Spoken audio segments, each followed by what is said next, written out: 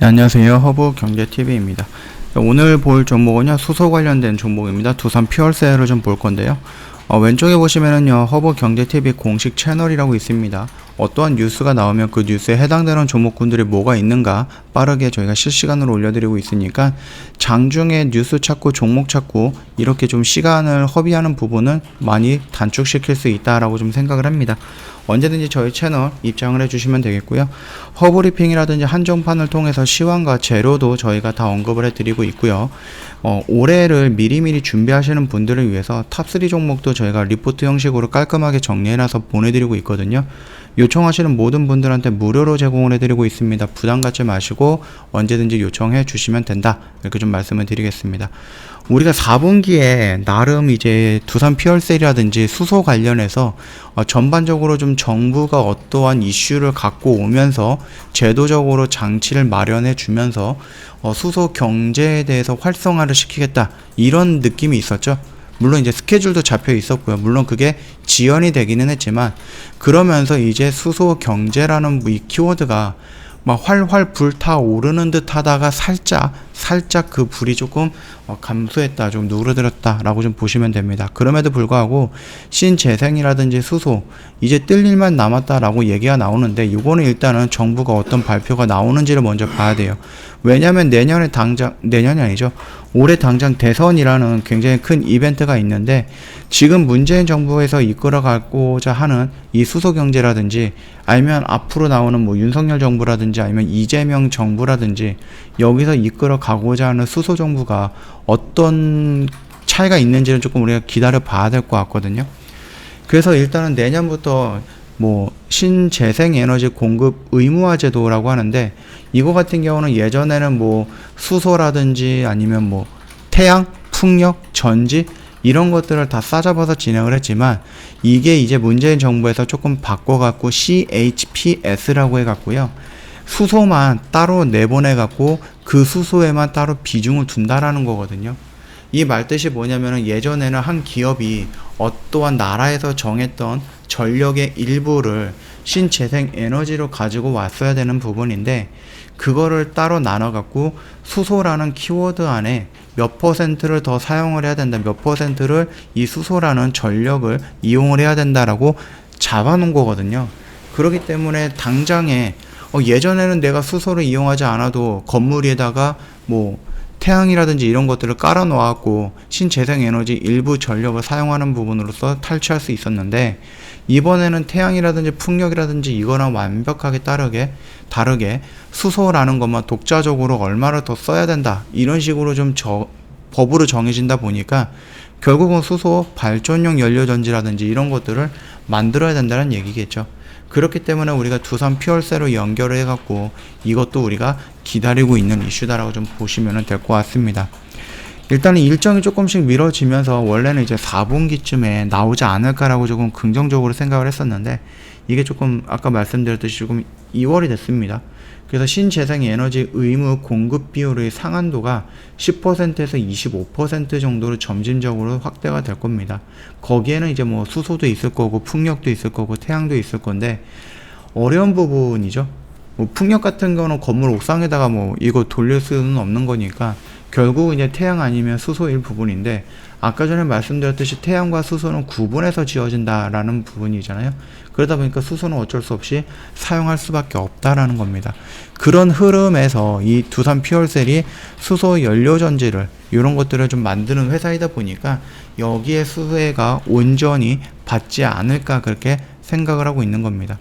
자, 그러면서 이러한 제도적 그래서 친환경으로 가고자 하는 탈원전에서 친환경으로 가고자 하는 블랙아웃을 좀 피하기 위해서 뭐 태양이면 태양, 풍력이면 풍력 좀 활용할 수 있는 모든 것들을 다 활용을 하자 이런 식으로 좀 진행이 되면서 가고 있는데 이 수소 경제를 조금 정부가 앞장서서 이렇게 할 것 같아요 라고 했을 때 그러면 기업들이 와 정부가 이렇게 한다니까는 좀 믿고 투자를 해볼까?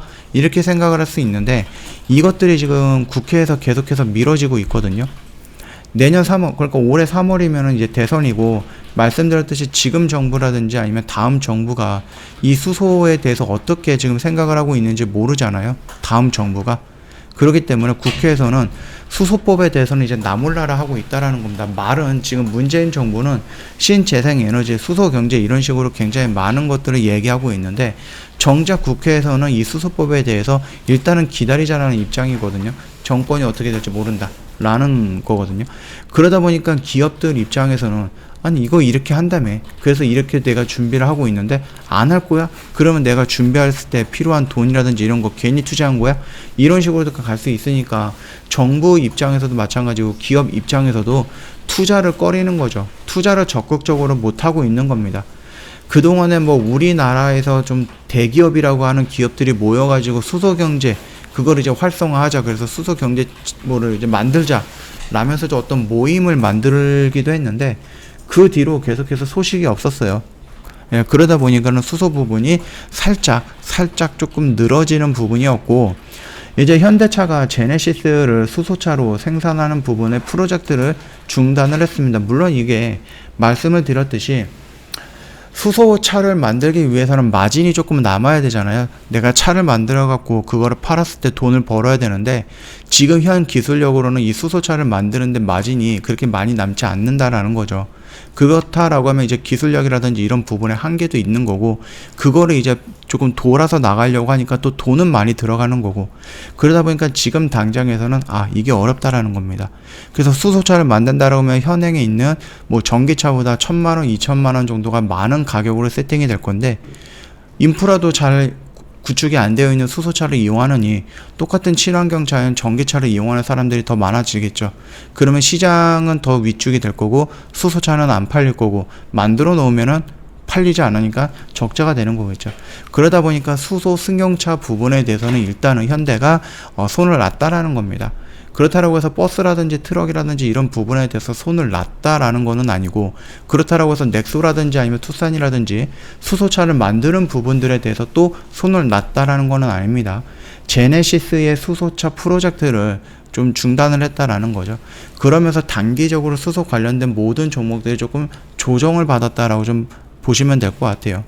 여전히 그 조정 국면입니다. 그 음봉을 시작으로 해서 지금 조정을 받고 있다라고 좀 보시면 되겠고, 그럼에도 불구하고 수소라는 부분이 성장을 못하는 키워드는 아니다, 그렇게 좀 생각을 해주시면 됩니다. 전기만 가지고 친환경으로 전기차 수십만 대, 수백만 대, 우리나라 수천만 대도 있잖아요. 이것들이 전환이 된다라고 했을 때 과연 충전이 가능할 것인가라는 부분, 절대 불가능하다라고 생각을 합니다. 그렇다라고 하면은 뭐 원전도 안 세우겠다, 그러면 뭐 태양과 풍력과 뭐 이런 걸로만 하겠다라고 했을 때 과연 커버가 가능할 것인가? 어렵다. 그렇다라고 하면은 우리가 대안을 전기차 플러스 수소차, 수소시장 이런 것들도 연결해서 볼 수 있어야 된다라고 좀 말씀을 드리도록 하겠습니다. 지금 자리는 뭐 그렇게 움직이는 자리는 아니죠. 저점이 조금 높아져 가는 그런 구간에 있는 거고요. 뭐 수소 로드맵이라든지 2.0 이 발표를 안 한다는 것도 아니고, 그 다음에 뭐 CHPS라든지 이런 부분도 아예 뭐 취소가 됐다 이런 얘기는 아니거든요. 그냥 국회에서는 조금 더 기다리고 있는 부분이고, 우리가 예상했던 것보다 조금 딜레이가 되고 있는 부분이다. 그래서 그 실망감에 조금씩 밀리고는 있지만 그럼에도 불구하고 추세는 여전히 좀 괜찮은 모습이다라고 좀 봐주시면 될 것 같아요. 이러한 기대감이 있으니까 올해죠. 올해 1분기부터 실적에 대한 기대감도 있는 거죠. 뭐 미리미리 준비해 놓고, 그다음 이런 법이 좀 발현이 됐을 때, 이런 제도적인 장치가 마련이 됐을 때 늦지 않게끔 하기 위해서 좀 미리미리 준비하기 위해서 수주 물량이 조금 늘어날 가능성은 있다라는 거니까, 조금이라도 늘어난다라고 하면은 작년에 보여줬던 좀 되게 좋지 않았던 실적이 좋아질 것이다라고 우리가 판단할 수 있다라고 생각을 하시면 될 것 같고요. 저 허브 경제TV 홈페이지 놀러 오시면은요, 텔레그램 채널 입장하는 방법 깔끔하게 아이폰, 그 다음에 갤럭시 폰으로 구분해서 올려놨습니다. 요거 보시고 천천히 등록해 주시면 될 것 같고요. 아까 전에도 말씀을 드렸듯이 탑3 종목들 저희가 깔끔하게 리포트 형식으로 만들어 놨거든요. 요거 보시면은 좀 도움이 될 것 같다, 그렇게 생각을 하고 있습니다. 무료로 제공을 해드리고 있으니까 부담 갖지 마시고 언제든지 저희한테 요청해 주시면은 바로 보내드리도록 하겠습니다. 자, 2022년 첫 거래일이었죠. 저희 허브경제TV 영상 보면서 시작을 했다라고 하면은 2022년 마지막 거래일은 저희 허브경제TV랑 같이 진행을 하면 좋을 것 같습니다. 자, 오늘 영상은 여기서 좀 마치도록 할게요. 영상 도움이 됐다 그러면 구독과 좋아요 한 번만 부탁드리겠습니다.